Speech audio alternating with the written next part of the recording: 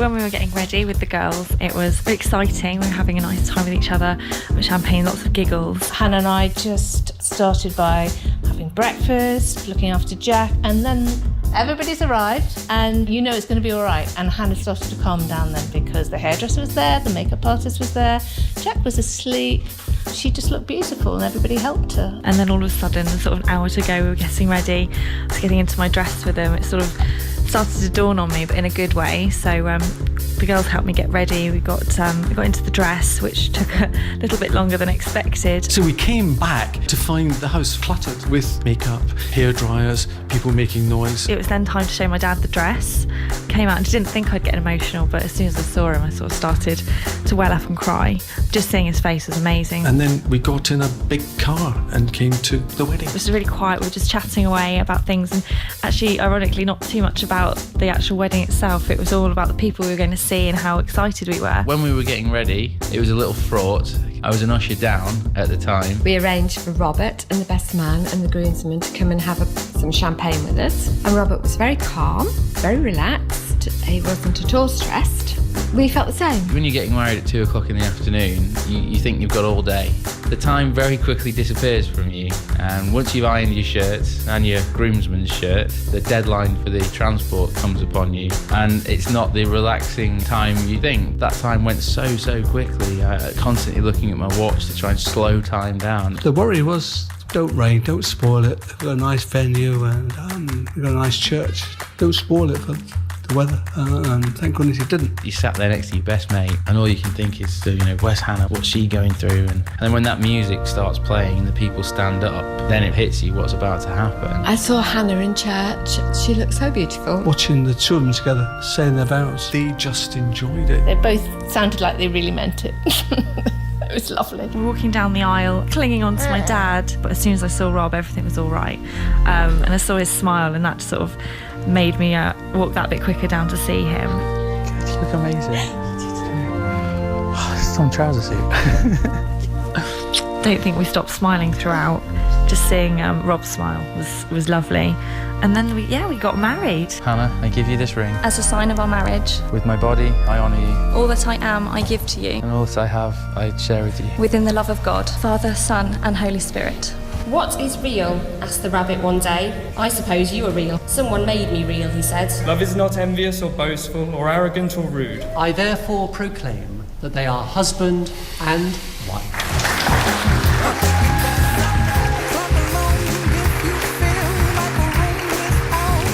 Stepping out of that pew onto the aisle with Hannah, that few minutes in the church where we made those vows to each other, stay with me forever.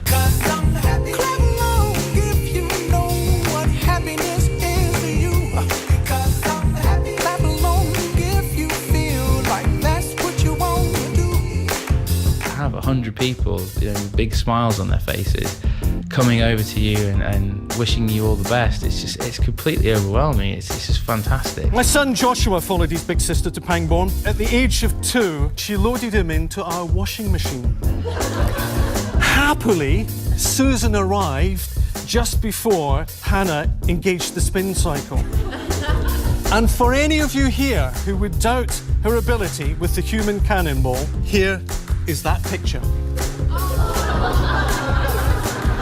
I could not be more proud of my lovely, wonderful and caring daughter than on this day. To have seen her grow from a tiny girl, determined to face adversity, determined to make something of her life, and determined to love those around her. It's been wonderful to play a part in her life. She's simply my pride and my joy.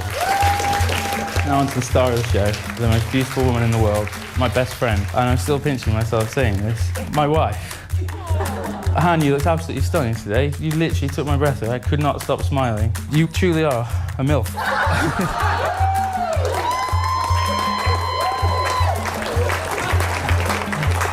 You're the funniest person I've ever met. You're thoughtful, kind, generous, and probably most importantly, tolerant. Very, very tolerant. You're an unbelievable mother to our gorgeous son, and you're my best friend in the world. To Hannah. You also had a brief stage of pretending you could skateboard. You used to turn up, occasionally looking like a skater boy, but you'd be holding the skateboard rather than riding it. Yeah, because you couldn't, could you? No. He does like to rock the Steve McDonald from Coronation Street look, which can be longer at the back and none at the front. You have a big nose. I know. You've not got the mic.